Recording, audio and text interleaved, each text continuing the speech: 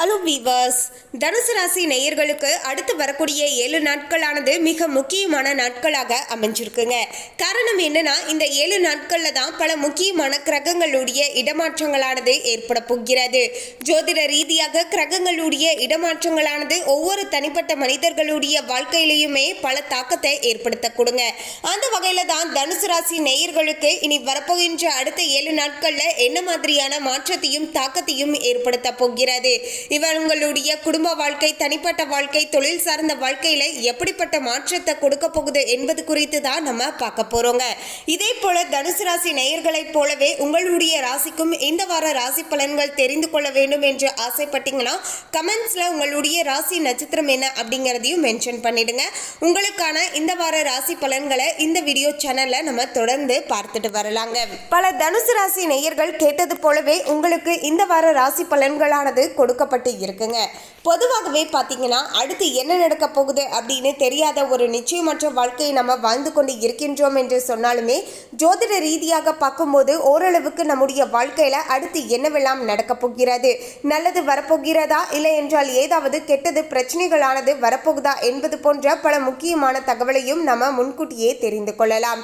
இதன் மூலமாக நமக்கு ஏற்படக்கூடிய பிரச்சனைகளை நம்ம முன்கூட்டியே அறிந்து கொள்வதன் மூலமாக அந்த விஷயங்கள்ல கூடுதல் கவனத்தோடு இருந்துட்டு வருகின்ற பட்சத்தில் அப்படிப்பட்ட பிரச்சனையையும் நம்ம வராம சமாளித்துக் கொள்ளலாம். அதே போல ஏதாவது நல்லது நடப்பதாக இருந்தாலும் அந்த இடத்துல இன்னுமே அதீதமான நல்லதையுமே நம்முடைய கடின உழைப்பின் மூலமாக நம்ம இன்னும் அதிகமாக பெற்றுக்கொள்ளலாம்.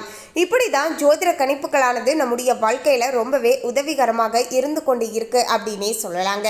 தனுசு ராசி நேயர்களுக்கு இனி வரப்போகின்ற அடுத்த 7 நாட்கள்ல என்ன மாதிரியான மாற்றங்களை சந்திக்க போறாங்க என்பது குறித்து தெளிவாக பார்க்கலாம். தனுசு ராசி நேயர்கள் இந்த வீடியோவை பார்க்கக்கூடியவங்க ஓம் ஸ்ரீம் குருவே போற்றி அப்படிங்கிற இந்த திருமந்திரத்தை கமெண்ட்ஸ்ல 3 முறை டைப் பண்ணுங்க. குரு பகவானுடைய ஆசீர்வாதத்தால நீங்க விருப்பப்பட்டபடியே தொழில நல்ல ஒரு முன்னேற்றகரமான சூழலானது ஏற்படக்கூடும். அதுக்கு முன்னாடி இன்னும் நம்ம சேனலை சப்ஸ்கிரைப் பண்ணலனா சப்ஸ்கிரைப் பண்ணிடுங்க. அப்படியே பக்கத்துல இருக்கக்கூடிய பெல் ஐகானையும் பிரஸ் பண்ணுங்க. வாங்க வீடியோக்குள்ள போகலாம். 9/6/2025 திங்கட்கிழமையில இருந்து 15/6/2025 ஞாயிற்றுக்கிழமை வரையிலான இந்த இடைப்பட்ட 7 நாட்களை வைத்து பார்க்கும்போது கிரகங்களுடைய மாற்றங்களானது மிகப்பெரிய அளவிலான தாக்கத்தை ஏற்படுத்தி தரக்கூடிய வகையில தனுசு ராசி நேயர்களுக்கு அமைஞ்சிருக்குங்க. தனுசு ராசி நேயர்களே, தனுசு ராசி அன்பர்களுக்கு இனி வரப்போகின்ற அடுத்த 7 நாட்களானது சூரிய பகவான் உங்களுடைய ராசிக்கு 6ஆம் வீட்டில் அமர்ந்து சஞ்சாரம் செய்து கொண்டு இருக்காரு. ஸோ இதன் விளைவாக இனி வரப்போகின்ற நாட்கள்ல தனுசு ராசி நேயர்களுக்கு குவாரி நடத்துவதற்கான லைசன்ஸை நீங்க தாராளமாக பெற்றுக்கொள்ளலாம். கடந்த சில நாட்களாகவே இந்த லைசன்ஸ் பெற்றுக்கொள்வதில் ஏதாவது தடங்கல்களோ பிரச்சனைகளோ இருந்து கொண்டு இருந்தா அது எல்லாமே இப்போது சரியாகி இனி வரப்போகின்ற வாரங்களில் உங்களுக்கு லைசன்ஸை நீங்க கையில தாராளமாக பெற்றுக்கொள்ளக்கூடிய வகையில சூழ்நிலைகளானது அமைஞ்சிருக்குங்க. அரசாங்க ஒப்பந்தங்களை உங்களுடைய அணுக்கமான நடவடிக்கைகள் மூலமாக நீங்க நிச்சயமாக அடைவீர்கள். போட்டி பந்தயங்கள் உங்களுக்கு சாதகமாக அமையக்கூடிய வகையிலையும் சூழலானது அமைஞ்சிருக்கு அப்படின்னே சொல்லலாங்க. நீங்க செய்யக்கூடிய ஒவ்வொரு செயல்களிலுமே உங்களுக்கு காரிய வெற்றியானது உண்டாகக்கூடிய வகையிலையும் அமைஞ்சிருக்கு. தனுசு ராசி நேயர்கள் இனி வரப்போகின்ற நாட்கள்ல எந்த விதமான போட்டி பந்தயங்கள்லையும் கலந்து கொள்ளலாங்க. அது தேர்வாக இருந்தாலும் சரி, இல்லை என்றால் விளையாட்டு போட்டிகளாக இருந்தாலும் சரிங்க, இல்லைனா தொழில் ரீதியாக ஏதாவது போட்டிகள் வைத்து கொண்டாலும் சரிங்க, உங்களுக்கு சாதகமான வெற்றியானது கிடைக்கக்கூடிய வகையில தனுசு ராசி நேயர்களுக்கு சூழலானது அமைஞ்சிருக்குங்க. மேலும் முக்கியமாக பார்த்தீங்கன்னா, ஒவ்வொரு வாரமுமே சந்திரனுடைய இடமாற்றமானது பார்க்க கொடுங்க. அந்த வகையில சந்திரனுடைய இடமாற்றமானது இந்த வாரத்துல தனுசு ராசி நேயர்களுக்கு மனதிற்கு உற்சாகத்தை கொடுக்கக்கூடிய வகையில நிலைமையை சாதகமாக அமைச்சு தந்திருக்கு அப்படின்னே சொல்லலாங்க. மனதளவுல பாத்தீங்கன்னா, இருந்து வந்த சங்கடங்கள் எல்லாமே தீரப்போகிறது. ஓரளவுக்கு ஒவ்வொரு விஷயங்களிலுமே உற்சாகத்தோடு செயல்படுவீர்கள். குடும்பத்தினருடைய சந்தோஷத்திற்காக இரவு பகல் பாராமல் பாத்தீங்கன்னா தொடர்ந்து உழைப்பீர்கள். உங்களுடைய குடும்பத்துல இருக்கக்கூடியவர்களுடைய நல்லதுக்காக பாத்தீங்கன்னா பல விஷயங்களை பாத்தீங்கன்னா செய்துட்டு வருவீர்கள். குடும்பத்துல இருக்கக்கூடியவங்களுக்கு நிதி ரீதியாக எந்தவித சங்கடமும் ஏற்படக்கூடாது அப்படின்னு சொல்லிட்டு ரொம்பவே கடினமாக உழைக்க ஆரம்பிப்பீங்க. நம்முடைய தொழில் சார்ந்த வாழ்க்கையில நம்ம என்ன தவறுகளை செய்கிறோம், இனி அந்த தவறுகளை நம்ம திருத்தி கொள்ள வேண்டும். ஏன் நம்முடைய தொழில் ரீதியாக நமக்கு முன்னேற்றமே கிடைக்க மாட்டேங்குது, நம்ம கஷ்டப்பட்டு தானே உழைக்கிறோம், ஆனாலுமே அந்த உழைப்புக்கு ஏற்ப நிதி ரீதியான முன்னேற்றமானது கிடைக்க மாட்டேங்குது அப்படின்னு நிறைய குழப்பங்களானது தனுசு ராசி நேயர்களுடைய மனதளவில் இருந்து கொண்டே இருக்கிறது.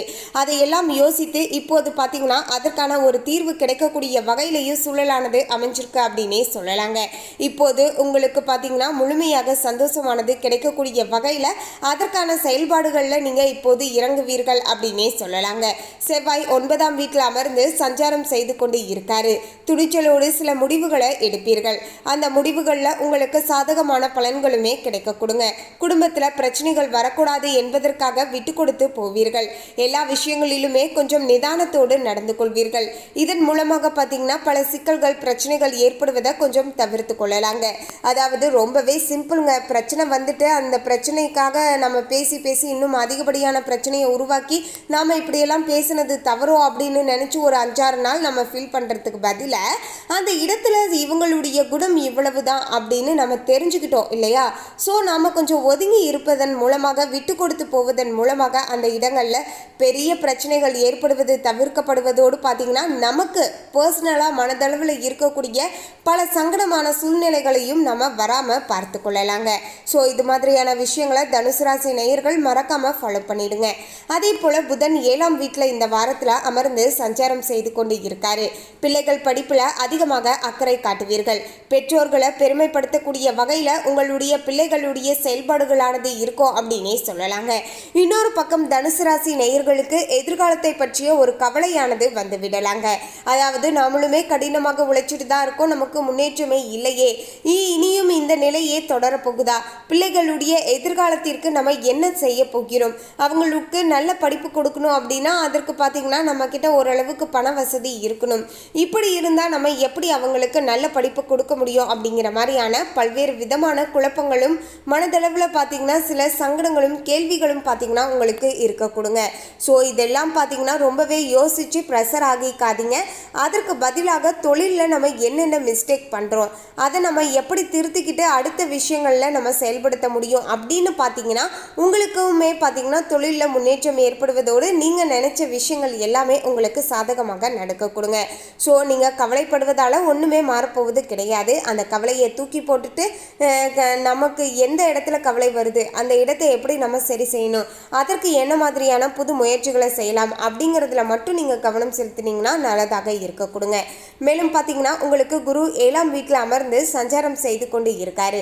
ஸோ இதனால் பார்த்தீங்கன்னா தள்ளிப்போன திருமணங்கள் சிக்கல்களில் இருந்து விடுபட்டு சிறப்பாக நடந்து முடியக்கூடிய வகையிலேயும் சூழலானது அமைஞ்சிருக்கு அப்படின்னே சொல்லலாங்க. தனுசு ராசி நேயர்களுக்கு கடந்த சில வாரங்களாகவே பார்த்தீங்கன்னா திருமணத்தில் தடை தாமதம் ஏற்படுதுங்க. நாங்கள் ஒரு பெண் வீட்டுக்கோ ஒரு மாப்பிள்ளை வீட்டுக்கோ போகிறோம் அப்படிங்கிற பட்சத்தில் எல்லாமே சரியாக இருந்துச்சுன்னா ஏதாவது ஒரு தடங்கலானது வந்துடுது அப்படிங்கிற மாதிரி சொல்லக்கூடியவங்களுக்கு இனி அந்த தடங்கல்கள் எல்லாமே நீங்கி இனி நல்லபடியாக நடந்து முடியும். இப்படிப்பட்ட ஒரு நல்ல வரன் கிடைப்பதற்காக தான் இவ்வளவு நேர காலம் நமக்கு தாமதமாகியிருக்கு அப்படின்னு நீங்களே நினச்சி சந்தோஷப்படக்கூடிய அளவுக்கு ஒரு நல்ல வரனானது உங்களுக்கு அமைய போகிறது. புதிய வாகனம் வண்டி வாங்கக்கூடிய யோகமானது சாதகமான முறையில் அமைஞ்சிருக்குங்க. மனைவி பிள்ளைகளுடைய விருப்பமான பொருட்களை வாங்கி கொடுப்பீர்கள்.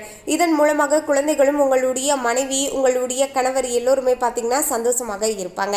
அதாவது வீட்டில் இருக்கக்கூடியவங்களுடைய தேவைகள் என்ன அப்படிங்கிறத நீங்கள் தெரிஞ்சுக்கிட்டு அதை நிறைவேற்றி வைப்பீர்கள். சுக்கிரன் 4ஆம் வீட்டில் அமர்ந்து சஞ்சாரம் செய்து கொண்டு இருக்காரு. இள வயது ஆணும் பெண்ணும் ஒருவருக்கு ஒருவர் மனதை புரிந்து கொண்டு இதயத்தை இடமாற்றி கொள்ளக்கூடிய வகையிலேயே சூழலானது அமைஞ்சிருக்குங்க. ஒன் சைடாக லவ் பண்ணக்கூடியவர்களுக்கு இப்போது டபுள் சைடாக லவ் மாறுவதற்கான வாய்ப்புகளுமே சாதகமாக அமைஞ்சிருக்குங்க. வீட்டில் எதிர்ப்புகள் இருந்தாலுமே கடுமையாக போராடி திருமணத்தை நடத்தி வைக்கக்கூடிய வகையிலேயே சூழலானது இருக்க போகிறது. ரொம்ப நாட்களாகவே லவ் பண்ணிட்டு இருக்கக்கூடியவங்க உங்களுக்குன்னு ஒரு நல்ல கெரியர் இருந்துச்சுன்னா நீங்கள் தாராளமாக உங்களுடைய விருப்பத்தை வீட்டில் இருக்கக்கூடியவங்க கிட்ட சொல்லலாங்க. ஃபஸ்ட்டு சின்ன சின்ன வருத்தங்கள் வந்தாலுமே இறுதியில் உங்களுக்கு பிடித்தமான முறையில் திருமணத்தை நல்லபடியாக பெற்றோர்களுடைய சம்மதத்தோடு நடத்தி வைப்பார்கள். சனி 4ஆம் வீட்டில் இருக்காரு. நில விற்பனையானது உங்களுக்கு அதிக லாபத்தை கொடுக்கக்கூடிய வகையில் அமைஞ்சிருக்குங்க. ராகு 3ஆம் இடத்துல இருக்காரு. பிள்ளைகளுடைய கல்விக்காக அதிகமாக செலவு செய்வீர்கள். கேது 9ஆம் வீட்டில் இருக்காரு. நண்பர்கள் அனுசரணையாக நடந்து கொள்வார்கள். கேட்ட இடத்துல எந்தவித பிரச்சனையும் இல்லாமல் உங்களுடைய கைக்கு சாதகமாக பணமானது கிடைக்க போகிறது. தனுசு ராசி நேயர்களுக்கு ஓரளவுக்கு சாதகமாகவே அடுத்த 7 நாட்கள் அமைஞ்சிருக்குங்க. மீனாட்சிக்கு பசுனை விளக்கேற்றி 27 முறை பார்த்தீங்கன்னா ஒரு சில பாடல்களை பாடிட்டு வரும்போது நல்லதானது நடக்கக்கூடும். இல்லையென்றால் ஓம் ஸ்ரீ மீனாட்சியை போற்றி அப்படிங்கிற திருமந்திரத்தை நீங்க உச்சரிக்கலாம். மேலும் இந்த தகவலை பற்றிய உங்களுடைய கருத்தை கமெண்ட்ல பதிவு பண்ணுங்க. இந்த தகவல் உங்களுக்கு பிடிச்சிருந்தா லைக் பண்ணுங்க, ஷேர் பண்ணுங்க. இது போன்ற சுவாரஸ்யமான தகவலை தெரிந்து கொள்ள சேனலை சப்ஸ்கிரைப் பண்ணுங்க. தேங்க்யூ.